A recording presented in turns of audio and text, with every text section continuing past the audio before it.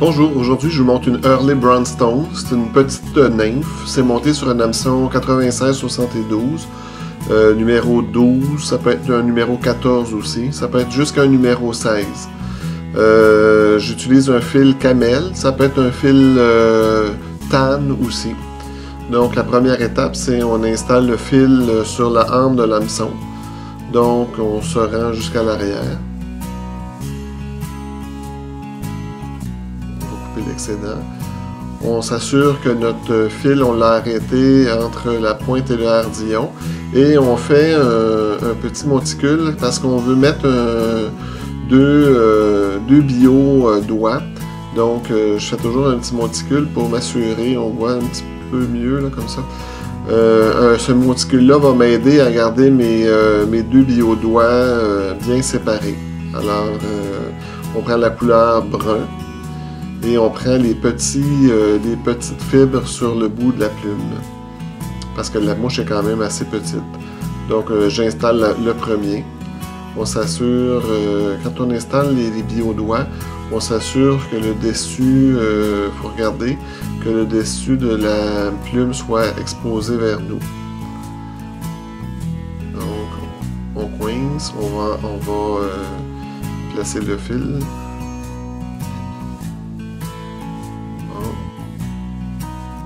Ça va être correct. On va regarder pour être sûr qu'il est bien divisé. OK. Deuxième étape, c'est on va mettre une espèce de vinyle, ou on appelle ça du day-rib. C'est pour faire les côtes sur la mouche. Donc, j'utilise une couleur rust. Donc, j'utilise la grosseur small.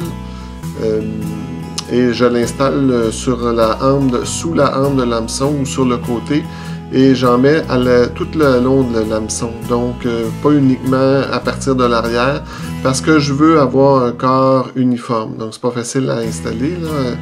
Il voulait pas et vous voyez, j'en mets tout le long de la hampe, donc le corps de la mouche comme ça il va être uniforme d'en avant en arrière.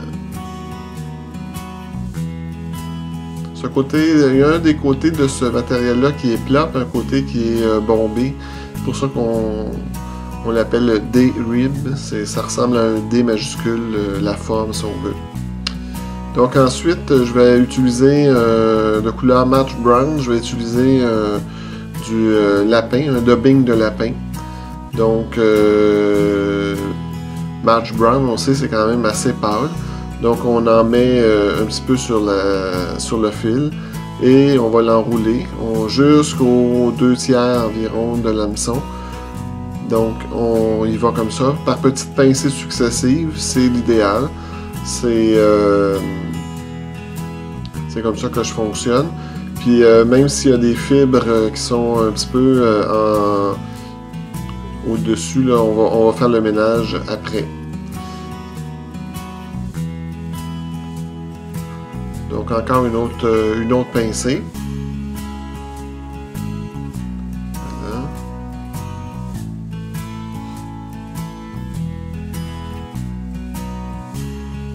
Petite affaire encore.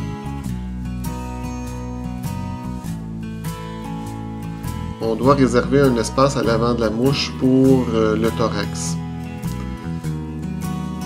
Donc on installe notre dernière pincée de dubbing de lapin.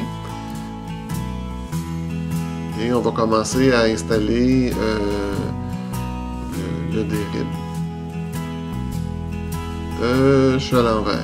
Donc on voit là, j'ai pas le côté bombé sur le dessus. J'ai le côté plat. Donc je vais... voilà. Ça va donner un plus bel effet, le côté bombé. Donc on fait comme ça des côtes, également espacées. Et on va bloquer. Donc c'est un petit matériel qui se fait dans plusieurs grosseurs puis qui fait des belles côtes sur ce genre de nymphe-là.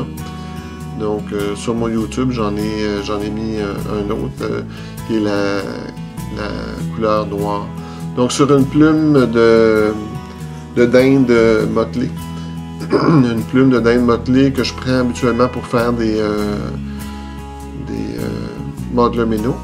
Je prélève un segment d'environ, peut-être un petit peu moins qu'un quart de... je dirais entre un 8 et un quart de pouce. Et c'est pour faire l'élite sur cette mouche-là.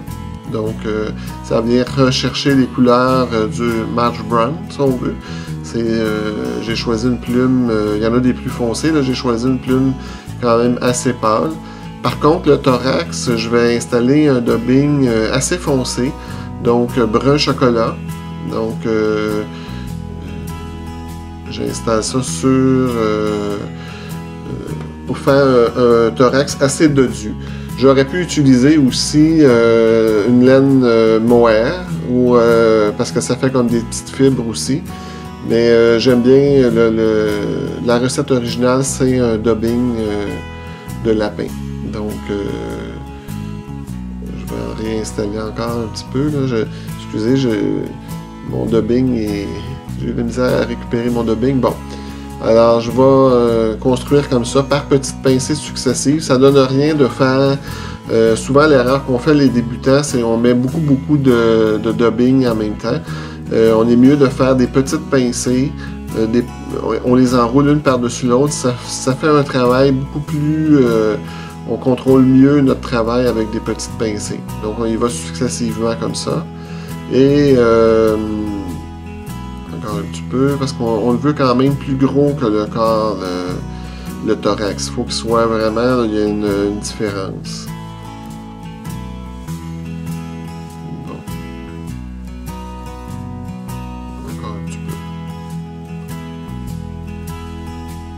C'est une mouche vraiment efficace au printemps et à l'automne quand l'eau est froide. Je la pêche surtout sur les bords de lac, donc dans les arbustes, les petits arbustes au bord de l'eau. Donc là, je vais rabattre ma plume de dinde motelée et je vais l'attacher sans trop serrer. Donc, on fait quelques tours pour la bloquer et on va couper l'excédent. Ensuite de ça, ce qu'il nous reste à faire sur une plume de poule brune. Donc, je vais prélever une pincée de fibres brunes pour faire ce qu'on appelle une gorge, qui est quand même, sur cette mouche-là, on la fait quand même assez longue. Donc, on va mesurer la pincée pour voir si on a la bonne longueur. On choisit notre plume en conséquence pour avoir les fibres suffisamment longues. Oui, ça donne une bonne grandeur. J'ai placé ma plume, ma mouche bien à l'horizontale et j'installe, on essaie de faire un tour ou deux et avec l'ongle, avec notre ongle, on va essayer de placer les fibres et on va replacer la mouche dans l'étau. Donc ça progresse bien. Il nous reste à faire une belle tête sur cette mouche-là en mettant du fil. Donc, voilà.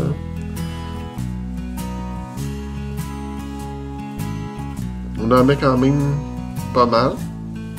Là, c'est sûr que j'ai utilisé aussi un fil 8-0. Si j'avais eu un fil un peu plus gros, comme un 6-0, j'aurais pas eu autant de tours à faire. Mais j'aime bien, elle est quand même petite la mouche, là, c'est sur un numéro 12. J'aime bien utiliser un fil assez fin. Donc, une fois que la mouche est terminée, avec le finisseur de nœud, on fait le nœud. On va enlever les petits fibres là, qui nous dérangent, qui sont un peu trop longs. Mais on laisse quand même des fibres parce qu'on sait ce qui va donner de la vie à notre mouche dans l'eau. Donc on regarde la mouche, il y a encore des petites fibres là à la tête que je pourrais enlever. Et il nous reste à mettre une goutte de colle.